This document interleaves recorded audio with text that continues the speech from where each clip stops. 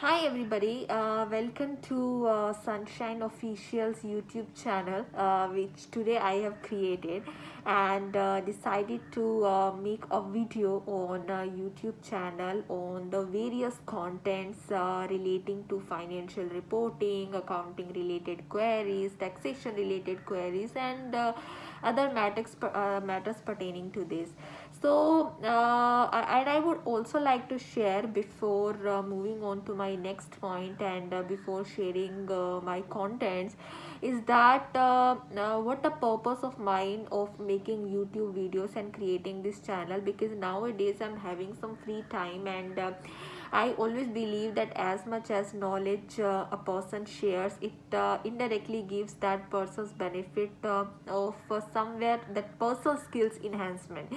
So I wanted to take fully advantage of this opportunity, and of course nowadays this YouTube channel and all this trending going on, so why not me? Let's create a YouTube channel and being a part of this journey of becoming a vlogger as well.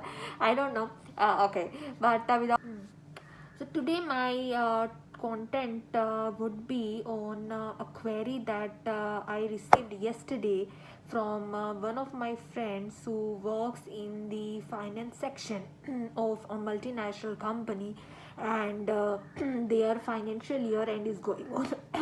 I'm sorry. And their financial year end is going on. As you all must be aware that in the multinational companies, I mean the foreign companies which are incorporated outside India, their financial year and calendar year generally begins on 1st January to 31st December. It's not the same for all the countries, but yeah, in most of the countries, yeah, it's like that. In contrary to what we the financial year we have in India. Okay, so let's move on to the point. So he was asking me that what is the accounting treatment of the assets which are held for sale, or is there any impairment needs to be calculated? So basically, when if you are holding any non-current asset in books, I mean the asset which is been accounted for as a non-current asset, and now you are intending, now the company is intending to sell that asset. So in such a scenario, that asset needs to be calculated at carrying value, whichever is standing in the books, or the fair market value, whichever is lower, and whatever the differential amount in between these two. So for instance, if your carrying value which is in books is 100, and the fair market value which you now have calculated in view of your asset being coming under the definition of held for sale, because the company is intending to sell that asset, the fair market valuation is 90. So 10 rupees would be accounted for as a loss in books, and accordingly the book valuation of that asset would be counted as 90. Now this asset needs to be further revalued if the asset is not being sold at the year end. So I mean to say that at the year end, this asset needs to be revalued and impairment needs to be calculated, because generally such kind of assets are sold within 6 months, or maybe 8 or 10 months itself, and do not take much time. But in some exceptional circumstances, it may take time. And I will give you some of the examples when does it really happen.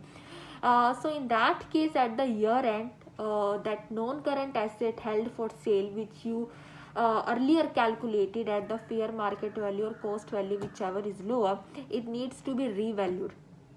And in case now you got the impairment gain, so impairment gain even you can recognize in books and hit your P&L on the credit side, but impairment gain can be reversed only to the extent of the loss which you have recognized earlier, not beyond that. So if you have got a gain of 35 but the loss which you recognized earlier was only 20, so you can reverse impairment to the extent of 20. I think most of the commerce students who have read Ind AS 2 inventories, they must be aware about this calculation, because even in the course of inventories are also kind of held for sale assets, right? So in the case of inventories also, the same are calculated at cost or net realizable value, whichever is lower. And in case net realizable value becomes higher in future, so the same can be reversed only to the extent of loss, or to the downward amount that which you had recognized earlier. So the same goes for non-current asset held for sale.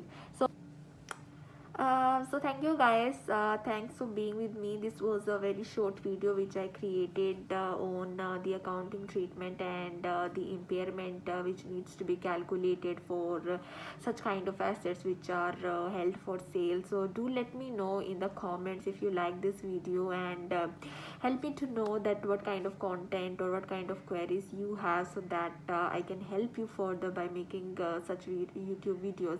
So just do like, share, and subscribe my YouTube channel Sunshine Officials. Thank you so much, and happy new year guys.